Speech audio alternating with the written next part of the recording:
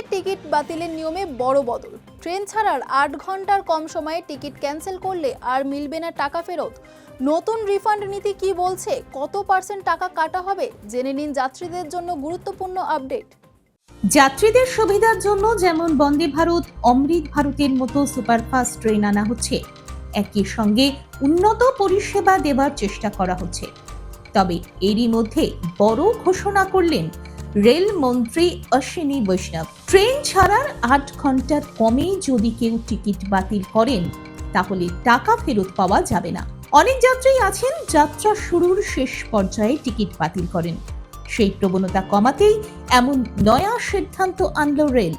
মঙ্গলবার অশ্বিনী বৈষ্ণব জানান, যাত্রী পরিষেবা উন্নত করতে এবং রেল নেটওয়ার্কের আধুনিকীকরণের লক্ষ্যে একাধিক সংস্কারের ভাবনা চিন্তা চলছে। শীঘ্রই 5টি গুরুত্বপূর্ণ সংস্কার করা হবে। ট্রেন ছাড়ার 72 ঘন্টা আগে টিকিট বাতিল করলে সর্বোচ্চ টাকা ফেরত পাবেন, তবে ক্যান্সেলেশন চার্জ বা বাতিল ফি কাটা হবে। বাদবাকি টাকা যাত্রীরা পেয়ে যাবেন। 72 ঘন্টা থেকে 24 ঘন্টার মধ্যে টিকিট বাতিল করলে যাত্রীরা ভাড়ার 25% কেটে বাদবাকি টাকা ফেরত পাবেন।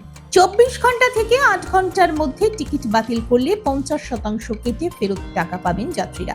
এখানে উল্লেখ্য, এর আগে 4 ঘন্টা বা তার কম সময়ে টিকিট বাতিল করলে সেই টাকা ফেরত দেওয়া হতো না, কারণ সংরক্ষিত যে আসনের তালিকা প্রস্তুত করা হয় তা ট্রেন ছাড়ার 4 ঘন্টা আগেই তৈরি করা হয়।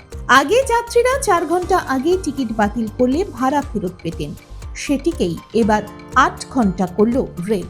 দেখুন এই সময়ের তথ্য ও চিত্র প্রতিদিন রাত 9টায় ও সকাল 8টায় শুধুমাত্র চ্যানেল 1-এ।